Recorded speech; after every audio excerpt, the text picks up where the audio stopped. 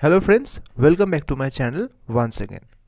West Bengal board of primary এডুকেশনের তরফ থেকে একটি নোটিফিকেশন পাবলিশড হয়েছে এবং নোটিফিকেশনটি হলো স্টেট ওয়াইজ প্রাইমারি রিক্রুটমেন্ট 2022-এর মেরিট লিস্ট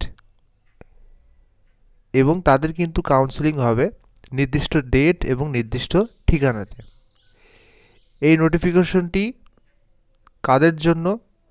প্রাইমারি ডেট 2022-এ রিক্রুটমেন্টে যারা ফর্ম ফিল আপ করেছেন তাদের কাউন্সেলিংয়ের জন্য।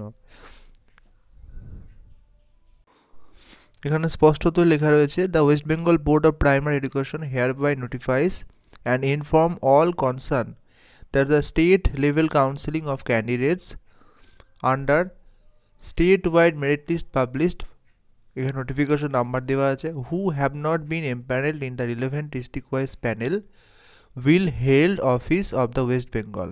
এখানে কিন্তু সেই ঠিকানাটাও দেওয়া রয়েছে। যাদের এই লিস্টে নাম নেই তাদের সম্পর্কে কি বলা হয়েছে? such candidates will be held line with the position of candidate in statewide list. Candidates will not be called for this phase of counseling, are requested to wait until further notification by the board in the regard। অর্থাৎ যাদের এই লিস্টে নাম নেই তাদের কিন্তু অপেক্ষা করতে বলা হয়েছে, পরবর্তী নোটিফিকেশনে কিন্তু তাদের জানিয়ে দেওয়া হবে।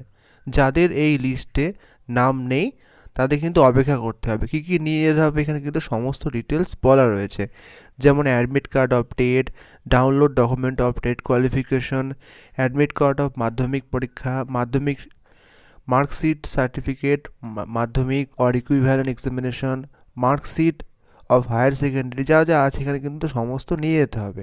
এবং আরও একটি ব্যাপার, যারা এই লিস্টে কিন্তু এখন নাম নেই, যে লিস্টে আমরা দেখতে পাচ্ছি নিচের দিকে স্ক্রল করে, তাদের কিন্তু অপেক্ষা করতে বলা হচ্ছে পরবর্তী নোটিফিকেশন আসা পর্যন্ত।